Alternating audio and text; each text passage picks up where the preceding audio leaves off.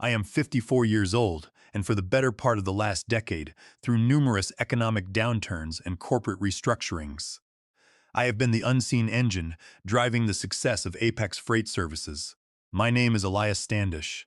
When you work in logistics analytics, you do not expect glory or public recognition. You expect long nights staring at endless streams of supply chain data, identifying inefficiencies that cost the company millions, and silently patching the bleeding wounds of corporate mismanagement.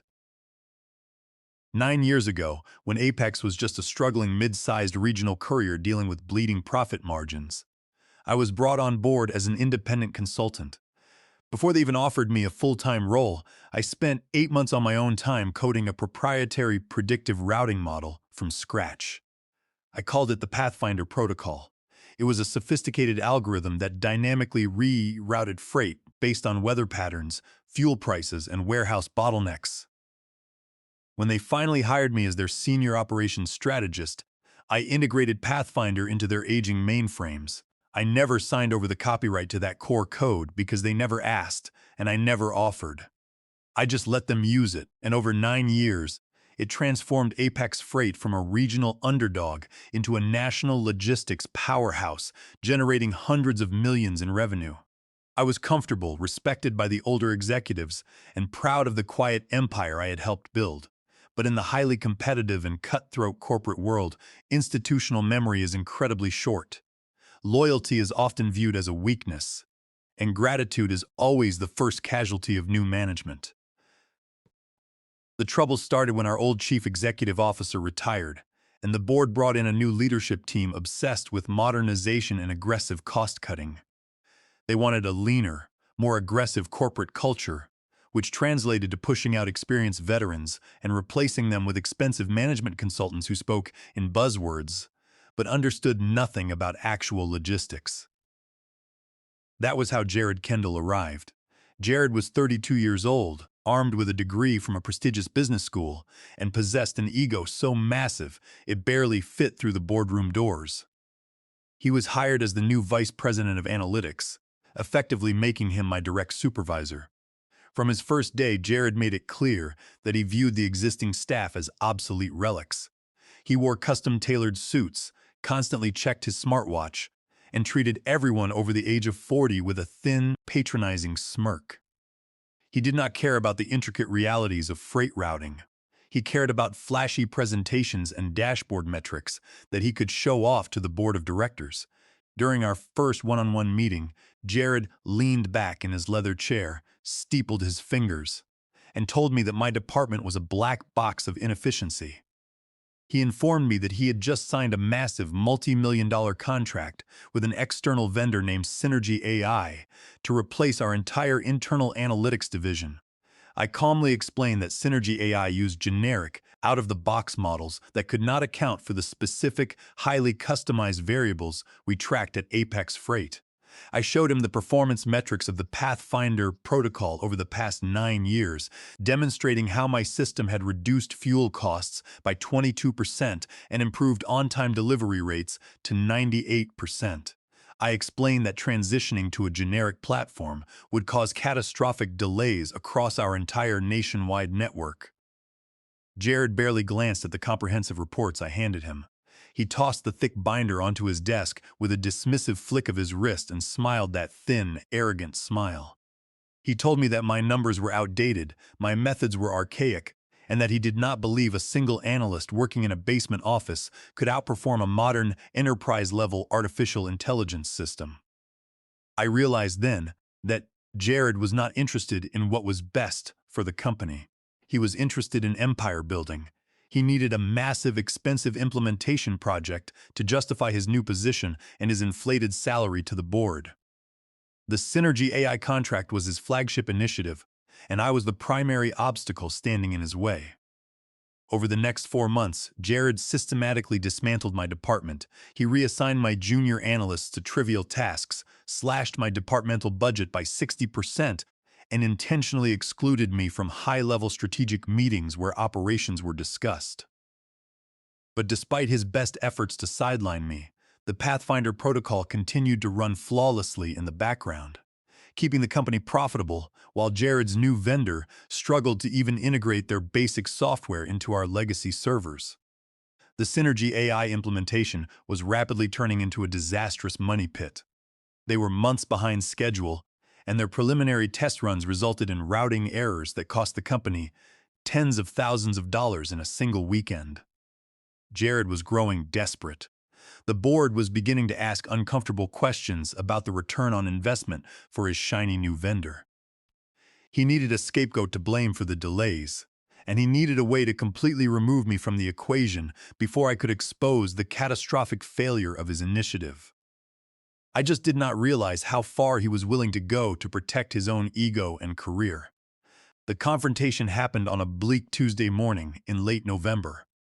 I was sitting at my desk, running a deep diagnostic on the Western Seaboard distribution network, when I received an abrupt, calendarless invitation to join Jared and the Director of Human Resources in Conference Room 4. My stomach tightened. You do not get called into a meeting with Human Resources and a hostile vice president on a Tuesday morning to receive a commendation. When I walked into the room, Jared was already seated at the head of the long glass table, flanked by Brenda Vance, the Director of Human Resources. Brenda was a stern, uncompromising woman who viewed employees merely as liabilities waiting to be managed. Spread out on the table in front of them were several thick manila folders and a very definitive-looking legal document. Jared did not offer me a seat. He leaned forward, his eyes gleaming with a predatory satisfaction. He announced that they had spent the last 3 weeks conducting a comprehensive independent audit of the analytics department, specifically focusing on the performance metrics of the Pathfinder protocol. Brenda cleared her throat and pushed one of the folders toward me. She stated, in a voice completely devoid of warmth, that the audit had uncovered severe, systemic irregularities in my reporting. Jared then took over, his voice dripping with condescension. He accused me of artificially inflating the efficiency metrics of the Pathfinder system for the past 9 years. He claimed that the algorithm was fundamentally flawed and that I had been manually overriding the data to hide millions of dollars in losses. He said that my fraudulent reporting was the only reason the company had not modernized sooner, and that I had deliberately sabotaged the implementation of the Synergy AI system to cover my own tracks. I stood there, staring at the fabricated audit report. The sheer audacity of the lie was breathtaking. I had meticulously documented every single routing decision, every fuel calculation, and every cost-saving measure for nearly a decade. The numbers I reported were pulled directly from the automated financial logs, verified by our own accounting department. I looked at Jared and told him that his accusations were entirely baseless. I explained that the financial returns were verified quarterly and that manipulating the raw data would require complicity from half the executive suite. Jared simply smirked and tapped the folder. He said that the independent auditors from Synergy AI, the very vendor trying to replace me, had confirmed his findings. It was a blatant conflict of interest, a rigged investigation designed solely to manufacture a cause for my immediate termination. Brenda slid the definitive-looking document across the table. It was a termination agreement, coupled with a draconian non-disclosure clause. She told me that due to the severity of my alleged misconduct, they had grounds to terminate me with cause, which would forfeit my unvested stock options in my severance package. However, she said, out of respect for my long tenure, the company was offering me a choice. If I signed the agreement, admitted to administrative inconsistencies, and agreed to quietly resign, they would offer me 3 months of severance pay and a neutral reference. If I refused, they would immediately terminate me for gross misconduct, withhold all severance, and potentially pursue legal action for the financial damages I had allegedly caused. They were trying to strong-arm me into signing away my rights while simultaneously taking control of the technology I had built. I looked at the document, then up at Jared. His face was a picture of arrogant triumph. He thought he had completely outmaneuvered me. He thought I was just an aging, tired analyst who would quietly fold under pressure and accept their insulting offer to avoid a messy legal fight.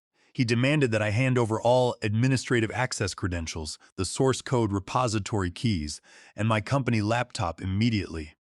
He explicitly ordered that I leave the Pathfinder protocol fully operational so his team could salvage the good parts of the system before transitioning fully to Synergy AI. I realized in that moment that he did not just want to fire me. He wanted to steal my life's work, claim credit for its underlying architecture, and blame me for all of his own expensive failures. I did not yell. I did not panic. I simply reached into my pocket, pulled out my phone, and smiled calmly at Brenda. I told them that before I signed anything, I needed to clarify a very specific legal technicality regarding the ownership of the software they were currently demanding I hand over. Jared scoffed, telling me that as a full-time employee, everything I created belonged to the company under the standard intellectual property clauses of my contract. I shook my head and politely corrected him. I explained that I was not a full-time employee when I wrote the core architecture of the Pathfinder protocol. I was an independent contractor working on my own hardware, without a signed work-made-for-hire agreement in place at the time.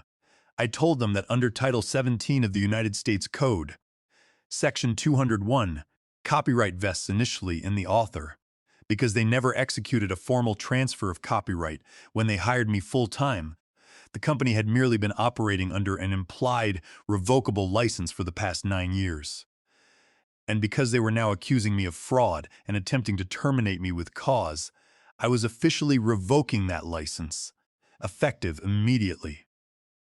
While Jared was busy desperately trying to cover his tracks and salvage his multi-million-dollar vendor contract, I spent the weekend quietly consulting with some of the most respected intellectual property attorneys in the state. I gathered every single piece of documentation I possessed. The original time-stamped source code from 9 years ago, the independent contractor agreements I had signed before becoming a full-time employee, and the exhaustive logs proving the Pathfinder protocol was entirely my own creation. I knew that when dealing with corporate executives who operated solely on ego and aggression, you could not simply rely on moral high ground or a sense of fair play. You had to construct an impenetrable legal fortress. The federal copyright laws regarding software development were incredibly complex, but they were also exceptionally clear when it came to unauthorized usage of proprietary algorithms. I was not just preparing for a minor dispute over severance pay. I was meticulously arming myself for a massive legal confrontation that would shake the very foundation of Apex Freight. I wanted to ensure that when the dust finally settled, Jared Kendall would have absolutely nowhere left to hide, and the board of directors would be forced to acknowledge the true value of the technical architecture they had so casually taken for granted. The silence in the conference room was absolute, stretching out into an uncomfortable, heavy tension. Brenda looked completely confused, her eyes darting back and forth between me and the termination papers on the desk, as if trying to comprehend what had just happened. Her eyes darting between me and the termination papers on the desk. Jared, however, let out a short, dismissive laugh. He told me I was bluffing. He called my assertion a desperate, pathetic attempt to save my job with imaginary legal technicalities. He insisted that the company owned every single line of code on their servers, and that if I tried to lock them out, they would have me arrested for corporate sabotage. I remained perfectly composed. I explained that I had no intention of locking them out or sabotaging their servers. I was simply withdrawing my intellectual property. I tapped a pre-configured shortcut on my phone screen, connecting directly to the secure, remote repository where the core translation matrix of the Pathfinder protocol resided. It was a fail-safe I had implemented years ago to prevent catastrophic data corruption, but it also served as the central nervous system for the entire routing algorithm. With a few quick keystrokes on my phone, I executed a script that severed the connection between the company's live dispatch servers and my proprietary matrix. I did not delete their data, nor did I damage their hardware. I simply stopped my code from processing their inputs. I looked up at Jared and informed him that the Pathfinder protocol was no longer active on the Apex Freight network. I told Brenda that I would not be signing their extortionate termination agreement. I placed my company access badge and my corporate credit card neatly on the glass table. I informed them that they could mail my final paycheck to my home address, and that my attorney would be in contact regarding the uncompensated use of my intellectual property. Jared's face turned a mottled shade of red. He stood up, slamming his hands on the table, and screamed that I was committing corporate espionage. He ordered Brenda to call security and have me escorted from the building. I turned around and walked out of the room, leaving my laptop sitting open on the table, entirely useless without the core algorithm. It took exactly 45 minutes for the reality of the situation to hit the operations floor. By the time I reached my car in the parking lot, my phone was vibrating continuously. Without the Pathfinder protocol dynamically managing the freight routes, the entire Apex logistics network immediately reverted to its default, manual state. Thousands of shipping manifests, truck schedules, and warehouse delivery windows were suddenly orphaned in the system, unable to find optimized routes. The newly installed, highly expensive Synergy AI system, which Jared had promised could seamlessly handle the load, completely collapsed under the sheer volume of raw, unformatted data it was receiving. The generic software simply could not process the localized constraints that my system had managed effortlessly. Over the next 4 days, the situation at Apex Freight devolved into absolute chaos. According to former colleagues who texted me in a panic, the company was hemorrhaging money. Trucks were arriving at fulfillment centers that were completely full, while other warehouses sat empty waiting for delayed shipments. The on-time delivery rate plummeted from 98% to barely 60%. Major enterprise clients, whose contracts guaranteed strict delivery windows, began triggering massive financial penalty clauses. Jared, in a state of desperate panic, hired an emergency team of external forensic developers at an astronomical hourly rate to try and reverse engineer my algorithm. They spent 3 days analyzing the code I had left behind, only to inform the board of directors that the system was mathematically impossible to reconstruct without the core translation matrix that I legally owned. The company was bleeding hundreds of thousands of dollars a day in penalties, overtime pay, and lost contracts, all because a 32-year-old executive wanted to stroke his own ego. On the 5th day, my attorney received an urgent, highly confidential communication from Martin Reyes, the chief financial officer of Apex Freight. Martin was a pragmatic, numbers-driven man who had always respected my work, and he was completely unaware of Jared's scheme until the company's revenue graph drove straight off a cliff. Martin requested an emergency off-the-record meeting at a neutral location. We met in a quiet, heavily paneled conference room at my attorney's law firm in downtown. Martin looked exhausted, the stress of the past week etched deeply into the lines around his eyes. He bypassed all pleasantries and directly admitted that the company was facing catastrophic losses. He stated that the board had reviewed the independent audit Jared had commissioned, only to discover that Jared had specifically instructed the Synergy AI consultants to manipulate the performance metrics to make my system look flawed. Jared had committed outright corporate fraud to justify his multi-million-dollar vendor contract, and he had used human resources as a weapon to cover it up. Martin Reyes sat across from us, clasping his hands tightly on the mahogany table. He explained that the board of directors was absolutely furious. The financial damage caused by the 4-day logistics collapse had already exceeded $3 million, and several major corporate clients were aggressively threatening to terminate their long-term contracts. The Synergy AI implementation was exposed as a complete and utter failure, incapable of handling even a fraction of the daily operational load that my algorithm had managed effortlessly. Martin handed my attorney a thick, heavy folder containing internal emails, server logs, and sworn statements from 2 junior analysts. These analysts admitted that Jared had explicitly threatened them with termination if they did not support his fabricated audit. The evidence was irrefutable.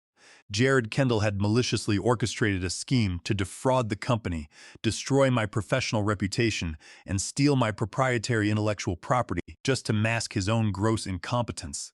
My attorney, a sharp, unyielding litigator named Dennis Caldwell, carefully reviewed the documents.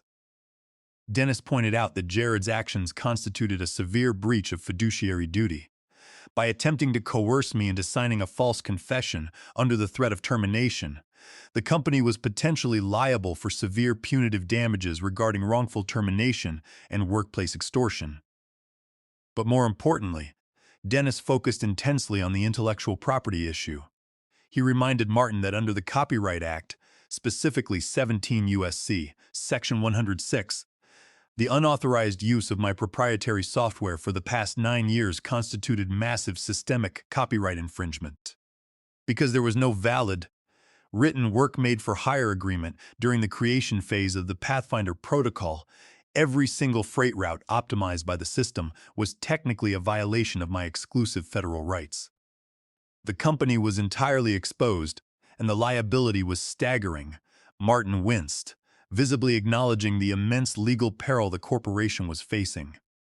He stated that the board of directors was prepared to fire Jared Kendall immediately for cause, stripping him of all unvested equity, bonuses, and severance packages.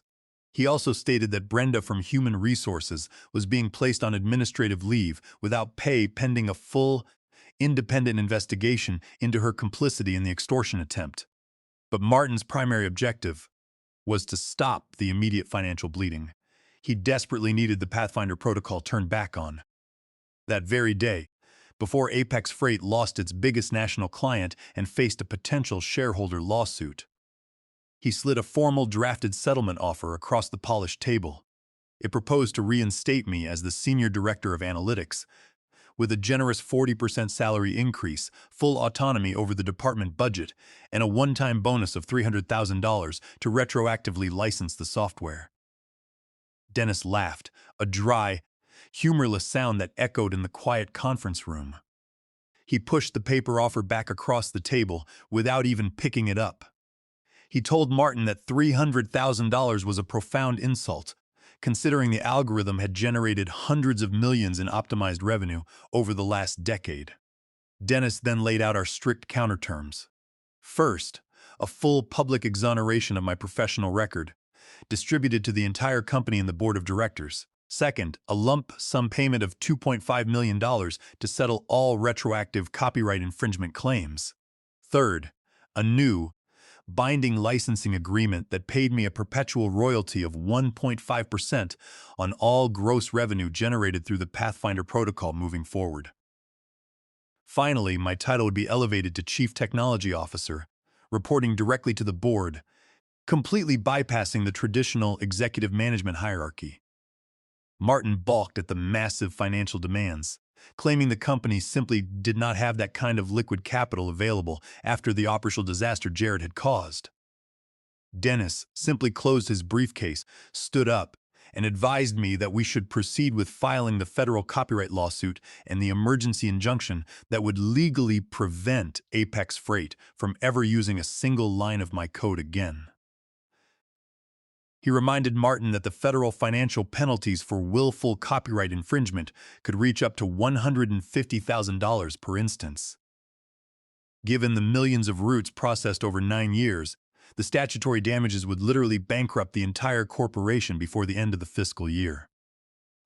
Martin swallowed hard, his face pale and sweating. He asked us to wait, pulled out his mobile phone, and stepped out of the room to make a frantic, hushed call to the chairman of the board.